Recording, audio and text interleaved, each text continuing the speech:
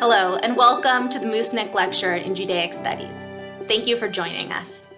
My name is Dr. Leslie Ribovich, and I am Assistant Professor of Religion at Transylvania University. The Moosnick family established this lecture years ago as an opportunity for interfaith dialogue. Specifically, the goal is to educate Christians and the broader Lexington community about Judaism and Jewish scholarship. The Moosnick is a joint effort of Transylvania University, Temple Adath Israel, Ohavay Zion Synagogue, and Lexington Theological Seminary. In past years, the Moosnick has welcomed such speakers as Rabbi Dr. Mira Wasserman and Dr. Susanna Heschel. This year, to mark the 100th anniversary of the 19th Amendment to the U.S. Constitution, our theme is Jewish Women and the Right to Vote. With the 2020 election just around the corner, our theme serves as a reminder of the struggles many have faced and continue to face to have the right to vote. We are honored that the Moosnick Lecture is addressing this important subject this year. While we did not imagine we would be holding the event remotely when the committee sat around a table at Lexington Theological Seminary in February to decide on this theme, we are excited that these strange times have allowed us to welcome a wider virtual audience into the conversation. Welcome. There are a number of people I would like to thank and welcome to today's event. First, the Moosnick family makes this lecture possible. Without their vision and support, we would not be here today. Thank you. I also am thrilled to thank our fabulous coordinating committee, Nora Rose Moosnick, Dr. Loida Martel, Rabbi David Wartschafter, Rabbi Dr. Rochelle Sabbath Beit Halachmi, Dr. Beth Goldstein, and Dr. Carol Barnsley. Their efforts over the last year are significant, especially during these difficult times. Thanks also to Transylvania University for hosting this event tonight, especially President Brian Lewis and Dean Rebecca Thomas. As a liberal arts institution that cultivates independent thinking, open-mindedness, and creative expression among students, Transylvania is an ideal location for these important conversations. Thanks also to Megan Maloney and Julie Martinez in communications for making this virtual platform possible, and to Charlene Harris, Transy's fabulous humanities administrator, for all her work. Finally, we dedicate the lecture this year to the memory of the Honorable Ruth Bader Ginsburg, a Jewish woman who was a leader in fighting for women's rights. Dr. Melissa Klapper will also be offering a public Zoom conversation to debrief on tonight's lecture tomorrow at 7:30, and I encourage you all to attend. Hi, I'm Rosie Moosnick, and I want to welcome you to the 2020 Moosnick Lecture. I have always been proud of this lecture series, not only because it's named for men in my family who are no longer with us, but also, to me, the lecture series has always represented deep roots and commitment to community. I feel like in Lexington, we're in Central Kentucky Jewish community, we are extraordinarily lucky that we are a community that is deeply committed to each other and has deep roots. In light of the 100th anniversary of women's right to vote, and also Dr. Klapper's talk, I like to think in particular about the contribution that women in our community have made to make it such a solid and strong community. I think in particular about my grandmother, Mama Rose, who was a New York City Jewish woman who came to small town Kentucky with my grandfather, who was a Lithuanian man, and two young sons in the 1920s when the Ku Klux Klan was active in Kentucky. My grandmother, there never would have been a lecture series in honor of her because what she did, laying the foundation for her sons to be successful, would have been invisible. It wouldn't have been something that would have garnered applause. But I think of women of her generation, just some who come to mind from our community, Mary Winokur Evelyn Heimson, Gishi Bloomfield, who were women who were unapologetically businesswomen. They were about their families and communities making it financially. They were seeing to the family store, and they were seeing about investments for their future generations. I also think about the generation of women who followed, including my mother's generation, when there was some accumulation of wealth in the community, and these women were pushed into the domestic sphere in the suburbs. And even in their placement, they still expressed themselves politically. And again, women who come to mind are like Evelyn Krislov, who was head of the local Democratic Party, or thinking about my own mother, who was first and foremost about her children and was a maternal being. But at the same time, she took the time to canvass our Republican neighborhood in the 1970s, to campaign for George McGovern. And she never forgot the neighbor when she came to his door and he said, "Lady, I'd like to put a bomb under you." So as we deal with the pandemic, the illness, the ills of racism, classism, sexism, homophobia, and for our community in particular, anti-Semitism, I tap into the spirit of these women who laid the foundation for us to have an incredibly strong and deeply rooted community. Let's tap into their strength as we manage these really difficult times. Thank you. Now, without further ado, some of our amazing transy religion students who make my job awesome will introduce our esteemed speaker. We religion majors and minors at Transylvania University have the honor of introducing Dr. Melissa Klapper as the speaker of this year's Moosnick Lecture in Judaic Studies. Transy's religion program offers us a way to understand the diverse ways people have created meaning in their everyday lives, navigated power and institutions, and related to diverse texts, traditions, geographies, and social structures. Dr. Klapper's work fits squarely within the goals of our program. Dr. Melissa R. Klapper is a professor of history and director of women's and gender studies at Rowan University. She is the award-winning author of several books about American Jewish women and the history of American childhood, including Ballots, Babies, and Banners of Peace, American Jewish Women's Activism, 1890 to 1940, which won the National Jewish Book Award in Women's Studies, and the recently released Ballot Class in American History. Dr. Melissa R. Klapper earned her BA from Goucher College and her PhD from Rutgers University. She teaches American and women's history with a focus on the late 19th and early 20th century and additional research interests in the history of childhood, the history of education, and American Jewish history. She is also the author of Jewish Girls Coming of Age in America, 1860 to 1920, and Small Strangers, The Experiences of Immigrant Children in the United States, 1880 to 1925, as well as numerous articles and essays. She lectures widely in a variety of academic and community settings. She is the book review editor of the journal American Jewish History, and recently completed a term as the co-chair of the Association for Jewish Studies Modern Jewish History, the Americas Division. She is currently the coordinator of the Women's and Gender Studies program at Rowan University. Dr. Klapper's scholarships have been awarded grants and fellowships from an array of sources, including the American Jewish Archives, the National Endowment for the Humanities, the Hadassah Brandeis Institute, the Schlesinger Library on the History of Women at Harvard University, and the YIVO Institute for Jewish Research, among many others. As the world's leading expert on American Jewish women and the 19th Amendment, we are honored to introduce Dr. Melissa Klapper as our 2020 Moosnick Lecturer in Judaic Studies. So please join me in welcoming Dr. Klapper. Hello everybody, I'm Dr. Melissa R. Klapper, and I am so honored to be giving the 2020 Moosnick Lecture.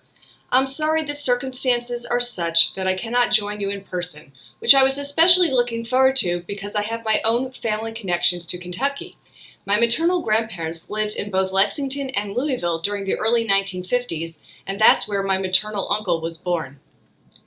Before going any further, let me express my appreciation to a number of people, starting with the Moosnick family for sponsoring this lecture.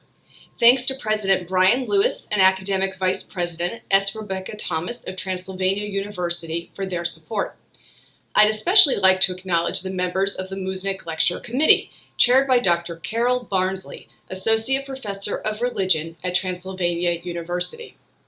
Other committee members include, in alphabetical order, Dr. Beth Goldstein, Associate Professor Emerita of Educational Policy Studies and Evaluation at the University of Kentucky, Reverend Loida Martell, the Dean of Lexington Theological Seminary, Rosie Moosnick, author of Arab and Jewish Women in Kentucky, Stories of Accommodation and Audacity, Dr. Leslie Ribovich, Assistant Professor of Religion at Transylvania University, Rabbi Rachel Sabbath Beit Halachmi of Ohavay Zion Synagogue, and Rabbi David Wirtschafter of Temple Adath Israel.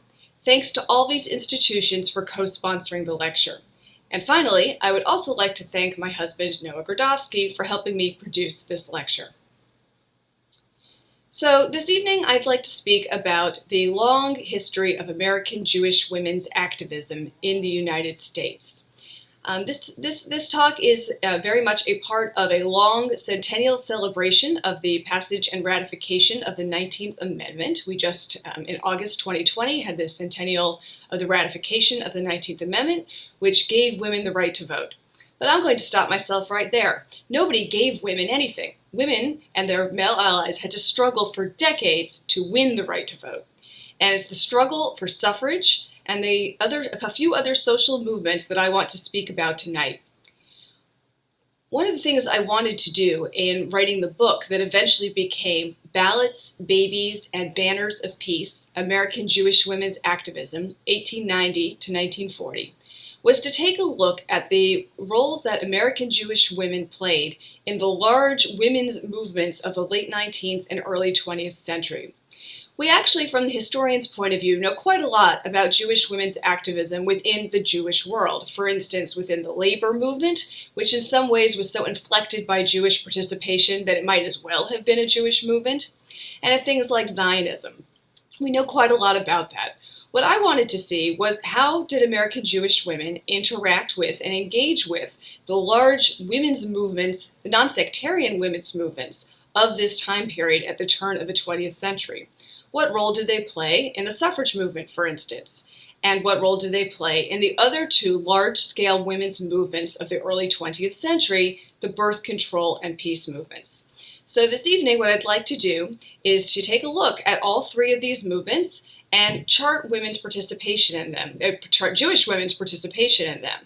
And by this, I don't want to just write Jewish women into these stories. That's important to do. It is important to know that we can't tell a full story of the suffrage movement, and as we will see, especially the birth control and the peace movement in the United States without writing Jewish women in. But I also want to look at the ways in which Jewish women's participation actually changed those movements and helped shape them and help make them what they were. The general narratives of American women's history often don't have a lot of space for considering diversity. That's certainly true of racial diversity, but is also true of religious diversity and sometimes ethnic diversity as well. So one of the things that we'll be doing here tonight is taking a look, yes, at some of the big names, the famous women, the ones whose pictures we have and we'll be looking at, who were involved in these movements, but also really thinking about how the movements themselves were shaped by the participation of Jewish women. And we'll also be taking a look at some of the obstacles that Jewish women faced as they got involved in these non-sectarian women's movements, which were no more free of anti-Semitism than anything else during the late 1800s and early 1900s. So let us start with the suffrage movement in honor of the centennial that we are currently celebrating during the 2019-2020 year.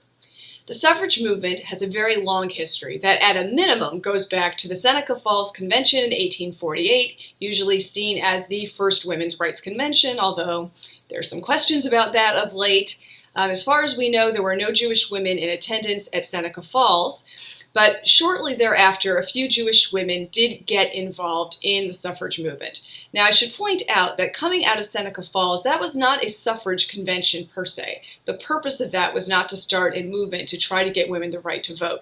It was a much broader-based women's rights convention because women in 1848 had many, many legal and kind of social disabilities and a relegation to second class, if that, status.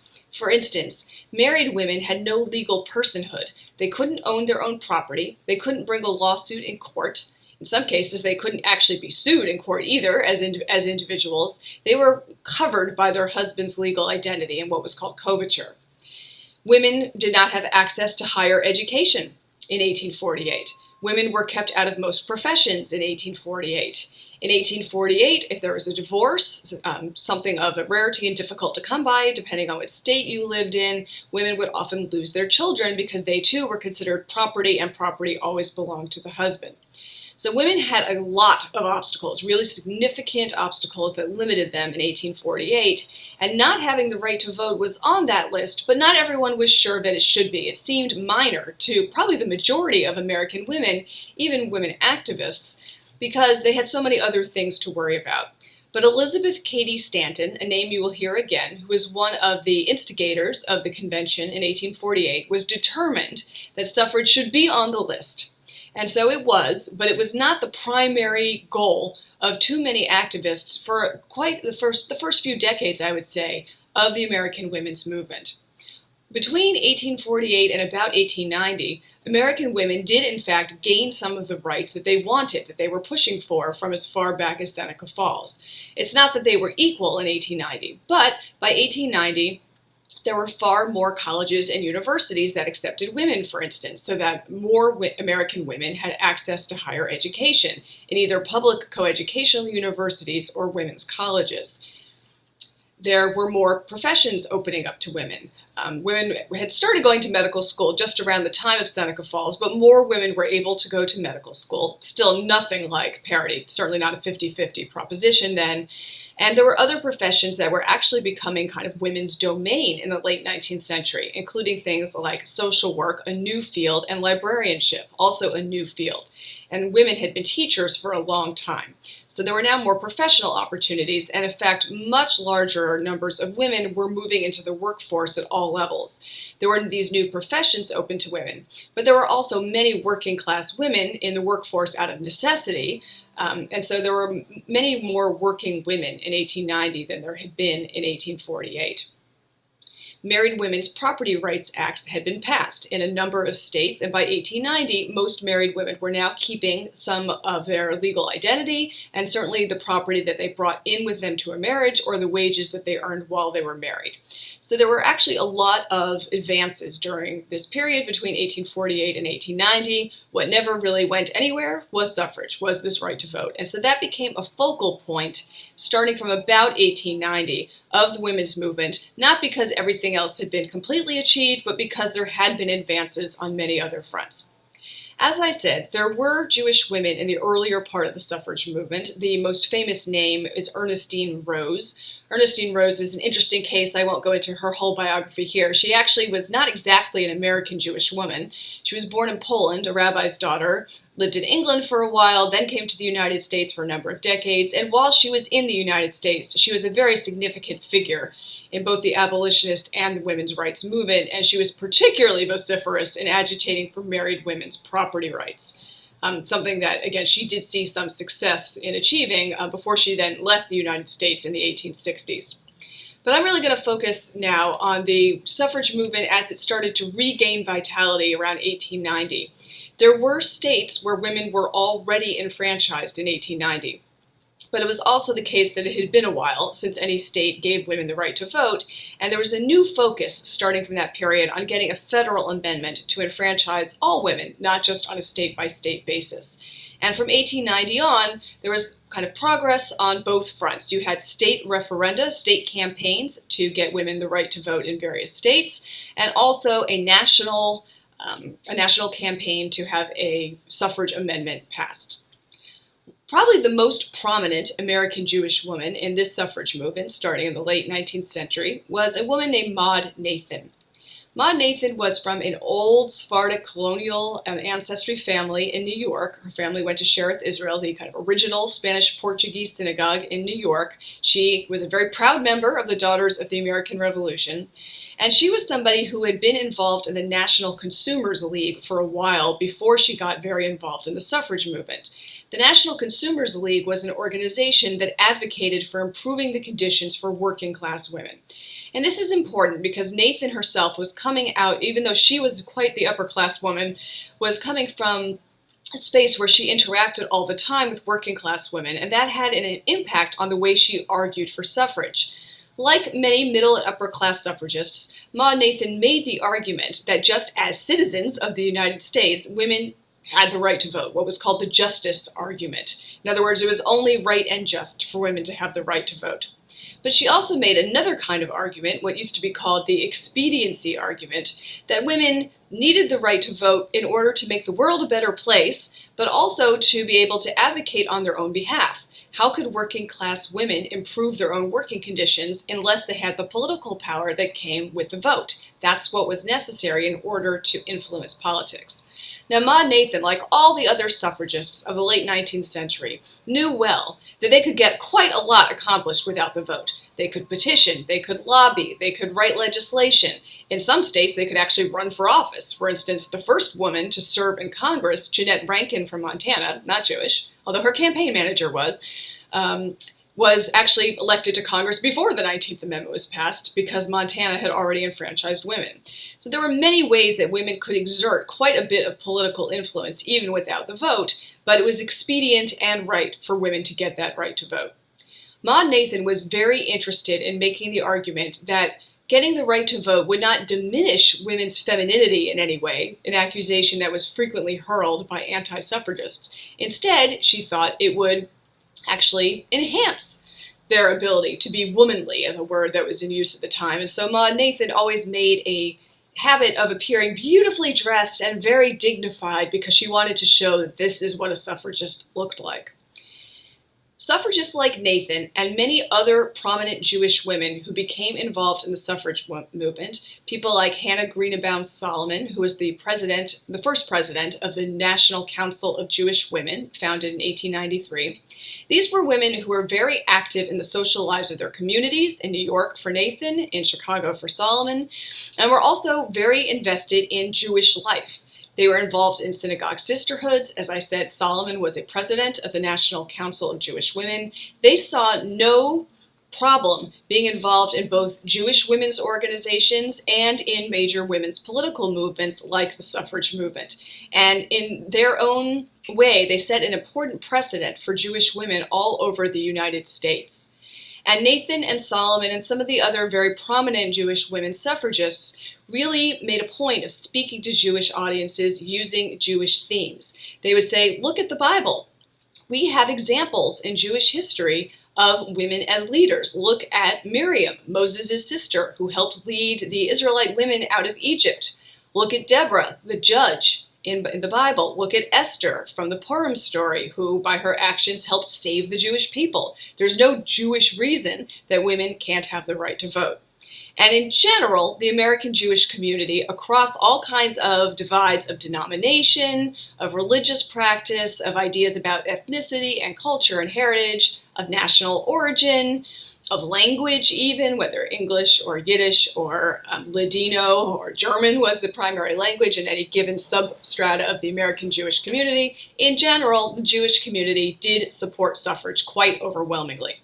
And we know this because when you look at Jewish periodicals from the late 19th and especially into the early 20th century, they covered suffrage endlessly. They ran symposia, they ran letters to the editor, they had columns. The Yiddish press was very interested in the suffrage movement and especially encouraged working class women to agitate on their own behalf to get the right to vote so that they could improve working conditions and become even more involved in the labor movement. Socialist women did not prioritize suffrage because they were always prioritizing class over gender interests, but they still thought it was a good idea.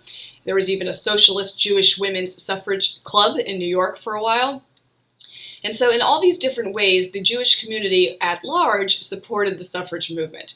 However, it would be dishonest to say that all American Jews during this period, whether they were immigrants or not, whatever language they spoke, whatever their level of religious observance, were pro-suffrage, because that just was not the case. And one of the most prominent anti-suffragists was a woman named Annie Nathan Meyer. Now you might hear the Nathan again. We have Maud Nathan and Annie Nathan Meyer. As it turns out, these were sisters. They came from the same background, they had the same kind of education, same family, they both married wealthy men, they both had one daughter who unfortunately died tragically young in both cases. They were very similar in many ways, and Annie Nathan Meyer was actually a founder of Barnard College. One of the founders, I should say, somebody who really believed that women should have educational opportunity at the most advanced levels, and yet she was an anti-suffragist. I can't go into all the details now, but basically the short answer as to why someone like that would be an anti-suffragist is that she and Maud did not like each other at all. They argued constantly. As kids, they already argued. They never liked each other, even as girls growing up.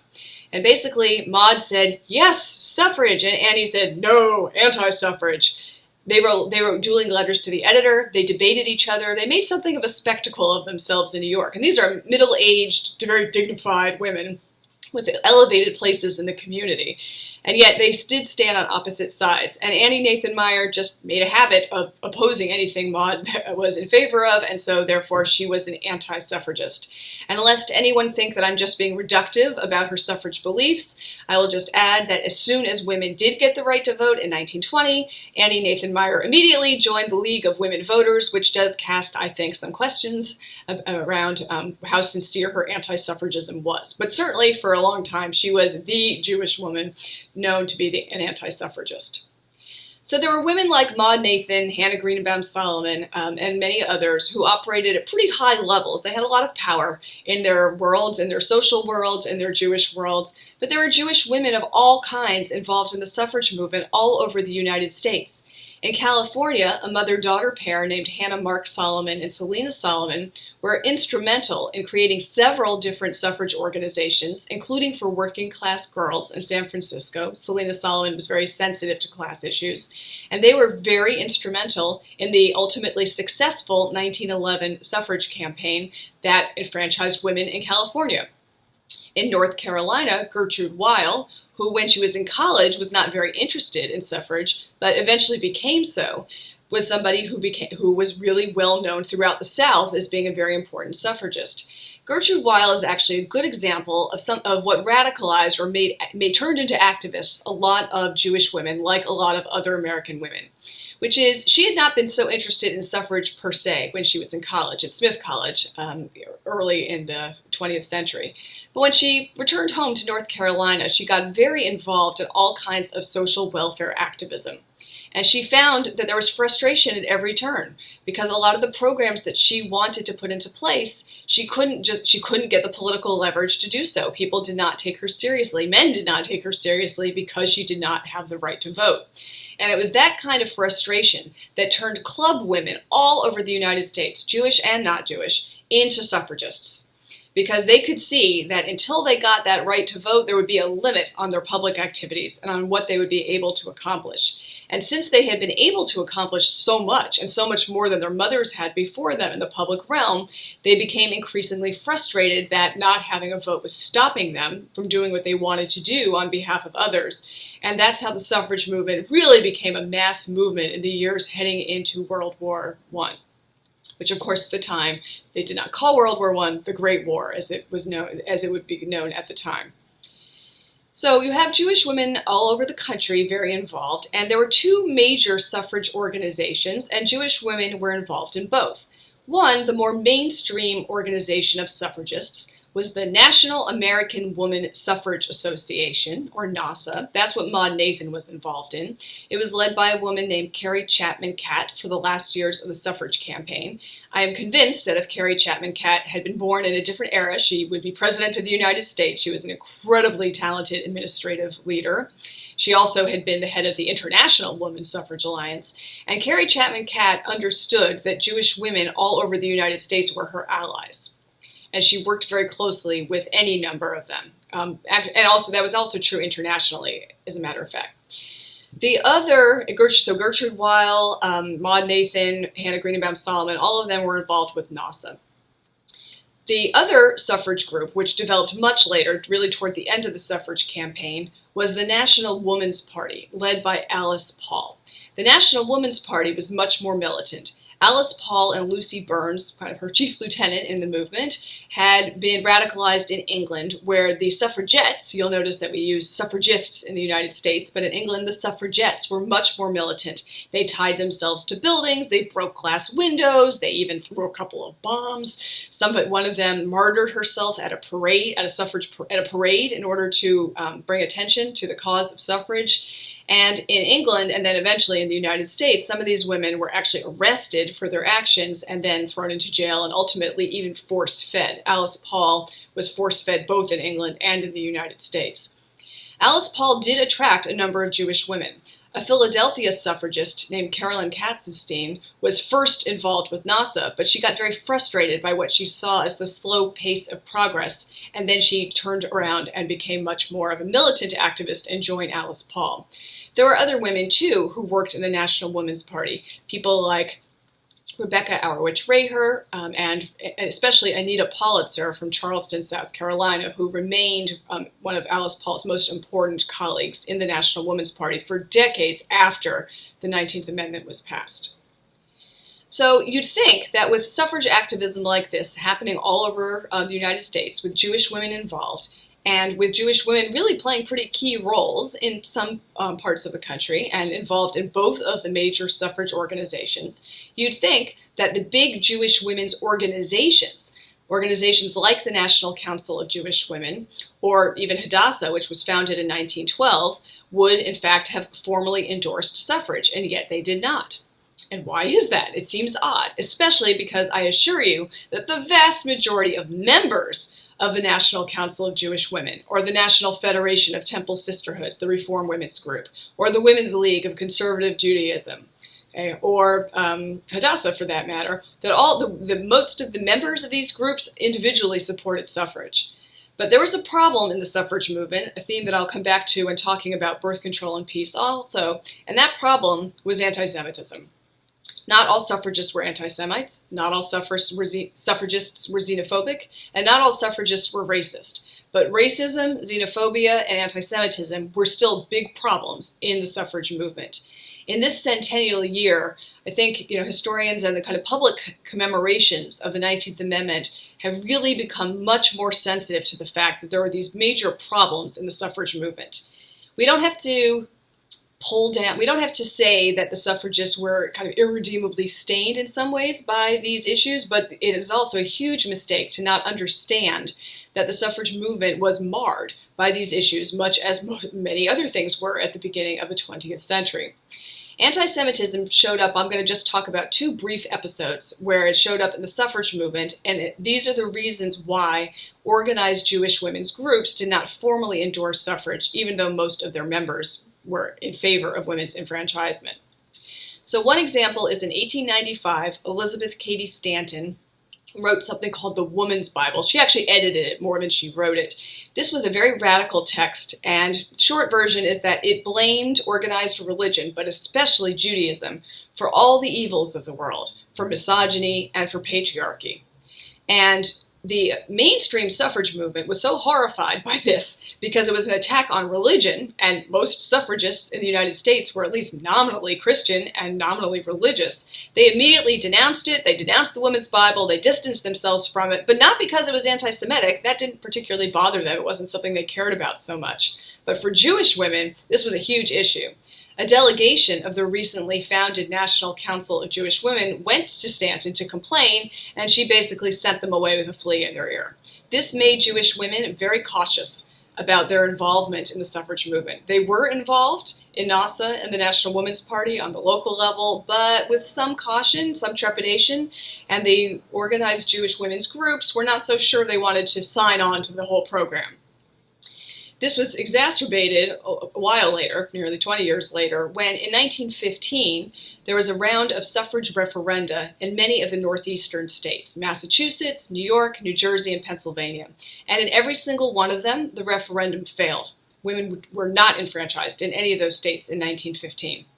And many suffrage leaders, particularly in New York, actually blamed this on Jews, on immigrants, but especially on Jews. And they said, these old-fashioned Jews, they are not supporting suffrage. In fact, that was demonstrably untrue. The districts, particularly in New York City and in Boston and in Philadelphia, right, in Newark, in areas that had large Jewish populations, those areas demonstrably voted in support of the referenda in much larger numbers than any other areas of those states. But to suffrage leaders who were deeply disappointed, they needed a scapegoat, and Jews played the scapegoat, as they often had and unfortunately often would. And so for all these reasons, the major Jewish women's suffrage organizations did not officially endorse suffrage. That did not stop Jewish women from supporting suffrage overall, though. And one thing that's very interesting is that after the 19th Amendment was passed, Jewish women not only became political voices and voters, but they also took this new power back to their communities with them. In synagogues across the United States in 1920, 1921, 1922, Jewish women, again, across denominations, Orthodox, Conservative, Reform, demanded representation on synagogue boards for the first time, and they got it in most places. They said, now we're full citizens, full voting citizens of the United States. How can you keep us out of the power structure in synagogues? Now, just like getting the right to vote did not mean there was instant equality for women, neither did these movements in American Jewish institutions just mean that there was equality for women right away. But it is significant, and it shows that American Jewish women in the suffrage movement did not see this activism as being entirely secular or entirely outside of their Jewish communal life. It was connected. Suffrage was also connected to the other two movements that Jewish women got very heavily involved in. And I'm going to move on now to those two movements, the birth control and peace movements. Once women did get the right to vote, it's not like they went to exercise their right to vote and then immediately turned around, went home, shut the door, and only came out once every 4 years to vote for president. No, they wanted suffrage because they were already involved in public life, and now they were going to continue to be involved in public life. And in the United States, the two other mass social movements or political movements of women during the early 20th century were birth control and peace. So birth control has a long history. Obviously, contraception was not invented in the early 20th century. The Talmud, the Compendium of Jewish Law, has discussions in it about the use of contraception, what you can use, when you can use it, how you can use it, what are the circumstances. In other words, even within the most traditional interpretation of halacha, of Jewish law, there is room for contraception, which is different than Catholic canon law, as it developed actually in the late 19th, early 20th century. So that's one thing to just note that is unique about Jewish women's participation in the birth control movement. Another is that birth control was actually easier to get in some ways in the mid-19th century than it became later, and that's because of a series of laws called Comstock laws, which classified birth control, contraception, and disseminating either information about it or actual birth control devices, like cervical caps and diaphragms, which were the most up-to-date technology in the late 19th and early 20th century, classified all this as obscenity. And so it couldn't be sent through the mail. If I were to write to my sister in a different state and say, you know, I've just discovered this new contraceptive technology, both of us and the letter carriers could all theoretically be liable for committing a crime under the Comstock law. Now, in practice, almost nobody is certainly not private letter writers. People were not prosecuted for this, but it was on the books. And that is a shaping influence in the birth control movement in America. Now, the earliest part of the birth control movement in America was made up of pretty radical women. Okay? One of them, a Jewish woman who was involved with this, was Emma Goldman. So here is a cartoon of Emma Goldman being carted off to jail. Emma Goldman, a very famous radical and anarchist, a supporter of free love.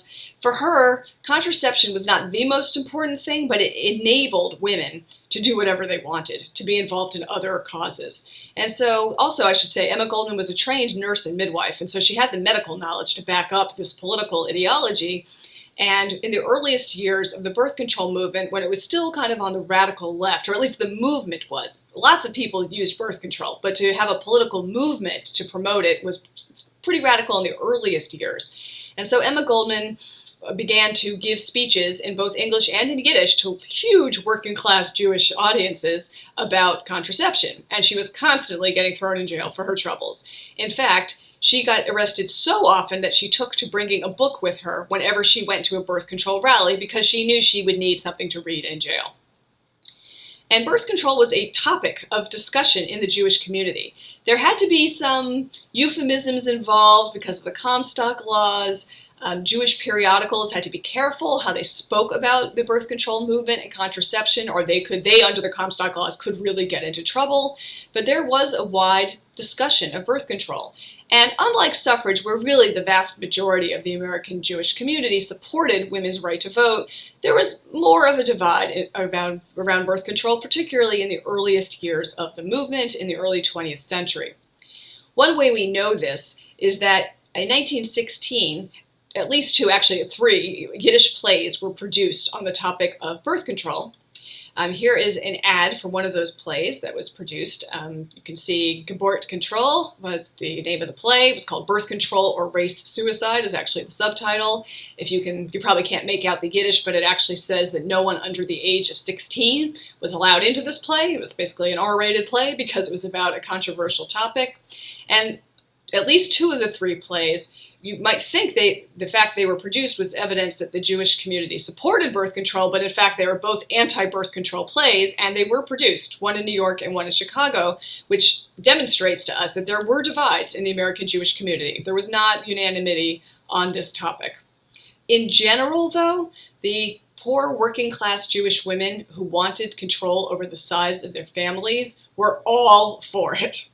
And that is why when Margaret Sanger, I know I'll get asked this, so I'll just say it now. Margaret Sanger was not Jewish, but her first husband, William Sanger, was. Margaret Sanger herself grew up Catholic. When Margaret Sanger was opening the first birth control clinic in America in 1916, she, on purpose, chose an immigrant neighborhood. The people she was most interested in appealing to were immigrant women, Italian immigrant women and Jewish immigrant women. And as you can see in this poster, the poster for this clinic advertised in English, Italian, and Yiddish because these were the audience she was hoping to attract. Sanger's idea was that birth control clinics would allow women who did not have regular access to medical care to come to a clinic where they would meet with a nurse and often usually a social worker as well, get fitted for a diaphragm. Again, that's the most up-to-date technology. This would allow the women to be in control of birth control and contraception and not leave it in the hands of men who might or might not be willing to use condoms. And condoms in traditional Jewish law are very problematic anyway, so that was not necessarily a solution for Jewish women. And so the birth control movement was really about this clinic, kind of public health model that moved contraception into the hands of the women themselves. And people lined up for blocks. There are these great pictures, I don't have any right here, of Italian and Jewish working class immigrant women lining up with their baby carriages in tow to get into that clinic. These were not women who wanted no children. They wanted to control the size of their family. They and their husbands wanted to make the decisions about how many children they would have. They knew that in the neighborhoods they lived in, still in 1916, nearly 20% of children died before the age of 5. They knew if they had fewer children, their chances for having healthier children and for achieving some kind of economic and social mobility would rise greatly. And this was something that they were very interested in. What's interesting then is that Jewish women were big consumers, what we'll call consumers of birth control. They were very interested in using it. And if you look at statistics and at demographics, you can see that American Jewish women were not just early adopters, but the most enthusiastic adopters. The birth rate for American Jewish women dropped dramatically during this period, more than for Italian Catholic women, who of course were not supposed to be using contraception, although many of them did, and also American white women in general. So the birth rate for all women in the United States in the early 20th century was on a pretty steep trajectory down, but it was an even steeper trajectory for American Jewish women, who were very avid consumers of birth control. And being a consumer of birth control turned many Jewish women into being activists on behalf of birth control. One example of this is a woman named Rose Halpern. Here's a picture of Rose Halpern. This is actually a very famous image of Margaret Sanger. It appears in every biography of Margaret Sanger and in many books about the birth control movement in America. It is showing Margaret Sanger on the steps of the courthouse where she has just been released following the trials that followed when she and her sister, who was her nurse, and another Jewish woman who was a social worker, were all arrested following the opening of this birth control clinic. It only lasted about 10 days before the police shut it down. And here they are on the steps of the courthouse. Margaret Sanger is being finally released after serving time. She served 30 days on Blackwell's Island. She did her time. Her sister actually went on a hunger strike and had to be released early. And who is she being greeted by? She's being greeted by a woman that the newspapers describe as an ill-clad woman surrounded by children. That woman is Rose Halpern. Rose Halpern had had 7 pregnancies in 11 years. If you count the children that she has around her, she actually only has 6. One of them died very young in infancy. And she was one of those first clinic patients. She managed to get in the first 10 days, and it changed her life. Not only did it mean that she and her husband, who completely supported her, did not need to have any more children unless they chose to do so, which they did not, but it also meant that she then was a birth control activist from then on. She supported Sanger in every way she could. She didn't have a lot of material goods. She was a very poor woman, but she was still able to support her in many ways. She told everyone she knew about birth control. She told them about diaphragms. When clinics started to be somewhat more legal, she helped work in some of them. She wrote letters. Anytime Margaret Sanger and the birth control movement had any kind of success, she wrote a letter to Sanger. They corresponded for decades. And in 1934, nearly 20 years later, she even went to Congress to testify on behalf of birth control legislation. So becoming a consumer of birth control turned many women like Rose Halpern into activists. Another group of people that became very involved in the birth control movement were doctors, especially Jewish women doctors. Margaret Sanger, and I should say I keep on talking about Margaret Sanger, but she was not the only person who was at the head of the birth control movement in the United States. There are many others to talk about, including a woman named Mary Ware Dennett, who just does not get the same press, but really should. Sanger was a very good PR agent for herself. And because she operated in New York, she had a large Jewish clientele, which is why I seem to be mentioning her name a lot. But there were other people involved in the birth control movement all over the United States. And a cohort that was extremely involved with clinics, kinds of clinics that Sanger and Dennett helped open in multiple places, were Jewish women doctors. Jewish women doctors had 2 things going against them. As Jews, they might be able to go to medical school, but then it was very difficult for them to get internships, residencies, jobs, and hospital admission privileges. They were discriminated against because they were Jews, anti-Semitism. And as women, they were discriminated against because they were women. There was still only about 6% of doctors in 1910 were women in the United States. That was actually the high point. It then went down to less than 6% for a very long time, until well after World War II. And so women also had trouble getting jobs. And so Jewish women doctors really had professional obstacles in their way. And what many of them found was that the birth control movement allowed them a professional home, gave them a professional home where they could get involved in a cause they believed in. They could do research, they could see patients, they could be hands-on in this clinic model. And the number of Jewish women in cities all over the United States, Los Angeles, San Francisco, Chicago, Newark, Philadelphia, Boston, Salem, Massachusetts, New York, right, all over Atlanta, all over the country, were staffed by Jewish women doctors. Here's one of those Jewish women doctors, Bessie Moses, who ran the first birth control clinic in Baltimore. Baltimore was an extremely segregated city, but it was important to Bessie Moses that her clinic serve African American as well as white women. In the Baltimore of the 1910s and the 1920s, it was basically impossible to have the doors open to everyone at the same time. So with some reluctance, Bessie Moses had separate hours for African American and white women, but African American women were pretty happy to have any place to go, and so there was very little tumult over this decision that she made. And I should say, I do want to stop for a minute here and say something about the Jewish women doctors and about the birth control movement in general. These days, there is an attack against the birth control movement for having been eugenicist and racist and anti-Semitic. As early as the first birth control clinic that opened in 1916, Margaret Sanger was accused of being anti-Semitic and not wanting Jewish women to have babies. And this is something that needs to be taken seriously. I don't want to spend too much time on it now, not because Sanger was anti-Semitic or wanted Jewish women to have fewer babies, but because these kinds of arguments are still used sometimes when thinking about contraception and about birth control. And basically, in the early 20th century, what was called eugenics was kind of almost like the science of people. And this, at the time, and I want to emphasize, we're talking about the early 20th century here, was an extremely respectable science, a kind of race science. And it was respectable because American society was so racist. But there were two streams of eugenics. One was positive eugenics. Let's help people have healthier babies. Now, some people might have added on to that, let's help the best people, that is to say, basically white middle-class people, have more babies, have healthier babies.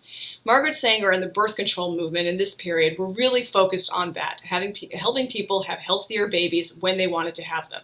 There was also a negative strain of eugenics that said, we're going to stop the wrong people from having babies. That, of course, is the very dark side of eugenics, and I don't mean to dismiss it, but it's not where the birth control movement was sitting. So when African American women went to birth control clinics, they were making a choice to do so. Nobody was forcing them to do so. African American women who actually begged Sanger to open a birth control clinic at Harlem in the 1930s wanted to have access to contraception, and this was the way to get it. That's not the same as the many, many states across the United States who well into the 20s and 30s had forced sterilization programs where they forcibly stopped women through sterilization procedures from having children, and those women were people that they deemed as unfit to be mothers. And sometimes they were just poor, and sometimes they were just people of color, and sometimes they were women with disabilities. So it was actually the state, the government, that was much more involved in negative eugenics than the birth control movement during this period. So in a way, anti-Semitism was not really much of a factor in the birth control movement, except that it sent doctors like Bessie Moses into the movement as a professional opportunity for them. And there were clinics all over the United States, starting in the 20s and the 30s. So even though Sanger's first clinic had been shut down as being illegal, starting in the 1920s, community birth control organizations stopped caring and began to open clinics all over the place. And many of these clinics had a very heavy Jewish participation. They often included the local rabbi on the board. There were often Jewish women in charge. For instance, in Kentucky, Jean Brandeis Tachau, who was the niece of Supreme Court Justice Brandeis, was the head of the Kentucky Birth Control League. Okay. In Minneapolis and St. Paul, the only two birth control clinics around were run by the National Council of Jewish Women. That's who ran them. That's who staffed them. And that was true in many parts of the United States. Jewish women staffed the clinics both as volunteers and as lay leaders and as doctors all over the country. They played a really significant role in the birth control movement. Many Jewish women helped Margaret Sanger and the American Birth Control League, and also Mary Ware Dennett's Voluntary Parenthood League. They edited the periodicals that these organizations produced, and they generally were kind of ambassadors to the larger Jewish community about birth control. And whereas in the early part of the 20th century, as those Yiddish birth control plays showed, there was still, some opposition to birth control. By the time you get to the 1930s, that was much less true, particularly in the Jewish community. But the advent of the Depression also really changed American public opinion about birth control. And so in 1936, a Ladies' Home Journal survey of American women, not just Jewish women, found that something like 86% of them believed that women should have access to contraception. Many of them probably would have added to that married women. That's who they meant. They didn't necessarily approve of birth control as allowing kind of single licentiousness, but they did approve of birth control within a family setting by then. And that's because during the Depression, so many people were desperate to limit the size of their families, and these clinics, even though they were illegal in most places, were the way to do that. Okay, so here we have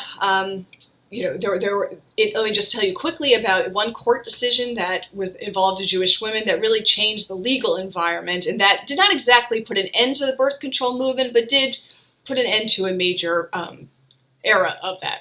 And that was the 1936 court decision, Stone versus One Package. Well, who's Stone and what's One Package? Hannah Meyer Stone, another one of Margaret Sanger's lieutenants, another Jewish women doctor, was the head of the Birth Control Clinical Research Bureau in New York. She had gotten involved in the movement as a young woman. She and her husband actually were both involved. They were also among the first to advocate for marriage counseling and for sex education, especially for couples about to be married. And Stone and Sanger wanted to provoke a test case. So Hannah Mayer Stone ordered a package of pessaries or diaphragms from Japan. It was they were more easily available actually in foreign countries than in the United States because of the Comstock laws. But she ordered a package of diaphragms, went down to the customs docks in New York and said, "Oh, I'm here to pick up my pessaries from Japan," and was promptly arrested because this was an illegal thing. But because she was a doctor and because she was prescribing birth control to women who needed it for medical indications as well as other reasons, the court eventually decided, it didn't go all the way to the Supreme Court, but it was at the next level down, and the court eventually, in Stone versus one package of pessaries, decided that doctors in particular and medical personnel had the right to prescribe contraception to their patients. At that point, birth control clinics basically became legal, although there were some states that still had restrictions. And that's when the birth control movement did not draw to a close, but moved into another era. And Jewish women as consumers, as activists, and as doctors had really played a significant role in making that happen and in changing the environment around birth control for American women of all kinds. So that's one movement that many Jewish women went into following the suffrage movement. Or in some ways it was coterminous. The birth control movement certainly started before women got the right to vote. Another example, actually, of how women were involved in politics before they were enfranchised. And another example is the peace movement, the world peace movement, which had roots going back until at least the 19th century. It was already part of Jewish women's agenda before World War I. The National Council of Jewish Women had a committee on peace and arbitration as early as 1908, and when the National Federation of Temple Sisterhoods was founded in 1913, it too had a committee on peace. So Jewish women were interested in peace for one basic reason. War is bad for the Jews. It's always bad for the Jews. There is just no instance in which war ever worked to the benefit of any Jewish community. And World War I was about to approve that in really catastrophic ways. We are used to thinking, of course, as is right, of World War II as the catastrophe for Jews, and that is certainly true. But remember, that hadn't happened yet, and World War I just devastated Jewish communities all across Europe. And that really encouraged even more Jewish women to get involved in a peace movement that they had already been interested in and involved in even before the war. Lillian Wald, for instance, the nurse who founded the whole idea of visiting nurses, of public health nursing, and also founded the Henry Street Settlement House in New York, was involved in a number of different women's peace groups before World War I, including the American Union Against Militarism and the American Women's Peace Party, which eventually joined the became really the American section of the Women's International League for Peace and Freedom, or WILF, as I'll refer to it from now on, the Women's International League for Peace and Freedom, WILF. And as you can see from this cartoon, the Henry Street Settlement social workers, many of whom were Jewish, often went out on the streets and marched for peace. And here's an illustration of them doing that.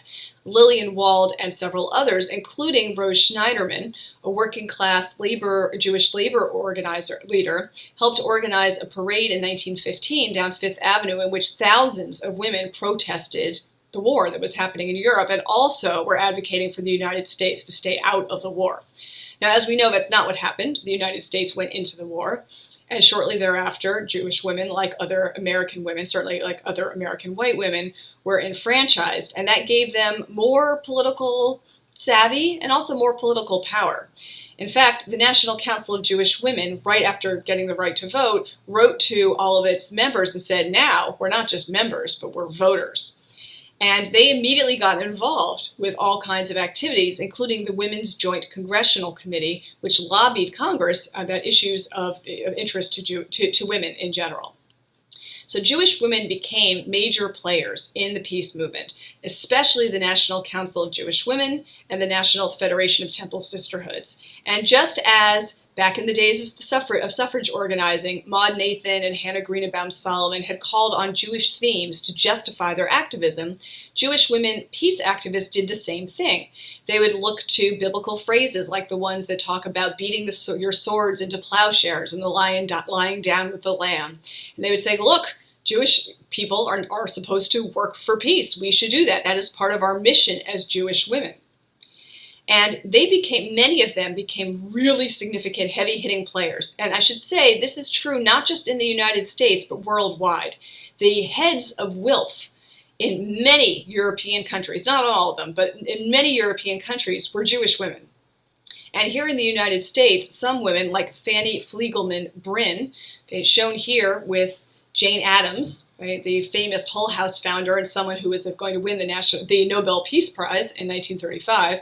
She was so important that here she is, Fanny Fliegelman Bryn, Jane Addams, Hannah Greenebaum Solomon, who was also an important peace activist, okay, and Elsa Levi, who was another National Council of Jewish Women peace activist. Here they are, with the most famous woman in the United States, and they were at a meeting where they were advocating for peace. They were really heavy-hitting peace players and got identified as such. And during the 1920s, it actually looked like peace might even be possible. We look back on this era now and we kind of dismiss all these peace activists as hopelessly naive because we know what's coming, right? World War II is coming, but they don't know that. And there were a number of disarmament agreements in the early 1920s. In 1928, most countries in the world signed something called the Kellogg-Briand Act, which just outlawed war as an instrument of international relations. And so actually there was room for a lot of optimism among peace activists in the 1920s and in the early 1930s. And women like Estelle Sternberger, seen here, who was executive director of World Peaceways, was also very involved with the National Council of Jewish Women. She had also been their executive director for a while. And so just as had been the case for suffrage and for birth control, most Jewish women saw no contradiction at all between their Jewish heritage and their Jewish values and being involved in these women's issues and in larger social issues outside their community. For them, there was a congruence of values, not any kind of contradiction. The problem was, and here comes the problem that we know about in hindsight. What did Jewish women who were so involved in the peace movement do when it became increasingly evident that there was a very specific threat against Jews, and here it came? And starting from the mid-1930s, and really even earlier than that, Jewish women peace activists who were incredibly savvy and well up on international events, they knew what was happening in the world. Actually, the Jewish women who were at the head of the German WILPF warned as early as 1926 about this crazy guy named Hitler in Germany who looked like he might be trouble. So these were women who knew what was going on in the world. And starting from the early and then into the mid-1930s, as things got worse and worse in Germany, and where it became increasingly evident that anti-Semitism, far from being a fringe attitude, was incredibly popular in Germany and among regular people and throughout most of the rest of Europe and frankly the rest of the world where Jews lived, was a big problem for women in the peace movement. They had spent decades preaching a kind of universalist value of peace, but now here came a very particular threat to Jews and Judaism as Jews. And as people who practiced Judaism, or even if they didn't practice Judaism, they were still identified that way. And this led to a real crisis for, thousands and thousands of Jewish women in the peace movement. What should they do? Should they stay involved in a peace movement that increasingly to them seemed just unwilling or unable to grapple with this problem, and they just would not denounce it? Now, in defense of WILPF and other women's peace organizations, their role was not to defend Jews. Their role was to advocate and to really work in significant, serious ways for peace. Their policy, WILPF's policy, had always been, we don't get involved in national struggles. We don't take a position on the Irish struggles, for instance, on the Troubles in Ireland. We condemn violence, whether it's from the Irish or the British, and we think they should just work it out, right? There needs to be peace. So they did not take a position on issues like this, or had not taken, but for Jewish women who were members of WILPF, as things got worse and worse, and particularly after the Nuremberg laws were passed in 1935, the fact that these peace organizations and the women they had worked so closely with for decades were unwilling to take a stand really began to burn some bridges. And in 1938, after a kind of final appeal from the Jewish members of WILPF chapters in both Brooklyn and the Bronx for the WILPF to do something, say anything, and WILPF did not do it. They all quit. And so the Bronx chapter completely disappeared. There were 150 members, 148 of them were Jewish. They all resigned. That was the end of that. In Brooklyn, there were also a very heavily Jewish chapter. There were some Jewish women who stayed with WILPF and remained absolutist pacifists, but they were in the very serious minority. And so most Jewish women who had been involved in the peace movement, when forced to choose, chose, as one of them, Rebecca Aurich Reher said, chose to be where the yellow star is. That's how she put it. Rebecca Aurich Reher, whom I mentioned before, was a National Woman's Party colleague of Alice Paul, had really gone into peace work in a big way following suffrage victory. And she did not particularly identify as Jewish. I mean, she didn't deny that she was Jewish, but it wasn't very meaningful to her. She never actively did anything much about being Jewish, but when it came down to it in the late 30s, and she felt that Jewish people were being targeted in terrible ways because they were Jewish, she chose the Yellow Star side. Now, someone like Rebecca Aurich Reher just refused to do any work that would contribute to any kind of war effort. Even after Pearl Harbor, she just would not do that. What she did instead was actually get more involved in the Jewish community than she ever had been before. She went to work for the Dominican Republic Resettlement Association, which was helping Jewish refugees in the Dominican Republic, which, as you may recall, was the only country in the world willing to take in any number of Jewish refugees in the late 30s. But for many Jewish women, this was kind of a tipping point. They weren't sure, how to prioritize different aspects of their identity. Whereas previously, being an American Jewish woman was all kind of one thing, and they could focus on their Americanness at sometimes, and their Jewishness sometimes, and their female identity sometimes. Now, it didn't seem like that was the case, and for many of them, what ended up rising to the top was their Jewish identity. And since they had been using Jewish values all along to justify their activism, perhaps this isn't so surprising. And then, of course, the circumstances of the late 1930s were very extreme. So this is not exactly a happy way to wrap up my discussion of American Jewish women in these social movements, but I do think it's worth pointing out that it was not only about what Jewish women wanted. They looked around and they decided what they wanted to be active in, what they wanted to work for, how they wanted to help change the world, to pursue what we would now call tikkun olam, repairing the world, which was not a phrase in use in that way in the time period that I'm talking about. But World War II kind of brought them up short and made them question what mattered most to them. I'm not here to say that you can't have an integrated identity as an American Jewish woman. I obviously do not believe that as an integrated American Jewish woman myself. But it is worth noting that it wasn't only about the choices that American Jewish women themselves could make. It was also about the choices that their colleagues made, that the other women activists of the time period made, and about anti-Semitism constantly rearing its ugly head, especially in the suffrage and the peace movements, but even a little bit, as we discussed, in the birth control movement. What does unify all these women? We're talking about several generations of American Jewish women who looked around the world and said, I want to make this world a better place. I'm going to work to make this right. No one can stop me. Right? I have my birthright, my Jewish birthright, my American birthright. I'm bringing what they would have called a female sensibility to this as a mother or as a potential mother. That was a big theme for many of these activists. It is my job, it's my responsibility on this world to look around the world, see what's wrong, and make it right. So even if that could at times be extremely difficult for them, and not something that was easy to do, not something that was popular to do, even when there was a lot of support for it in the American Jewish community, that is a legacy that is something to take pride in. That is something that the community today can look around and take pride in. And what's the best way to honor that legacy? To continue it. To continue to pursue justice wherever we can find it, to pursue tikkun olam, to vote, to make our voices heard politically, and to understand that if 100 years ago American Jewish women could be activists on their own behalf, but also on behalf of others, could bring what they saw as a distinct sensibility as American Jewish women, and take that and make something meaningful for it, something that was recognized not just by themselves, but by the men in their lives, by their communities, by the larger American women's movement, by American social activists in general. That is a legacy to protect, to honor, and to cherish. And I'm glad I've had a chance to tell you something about it tonight. Good night, and thank you very much.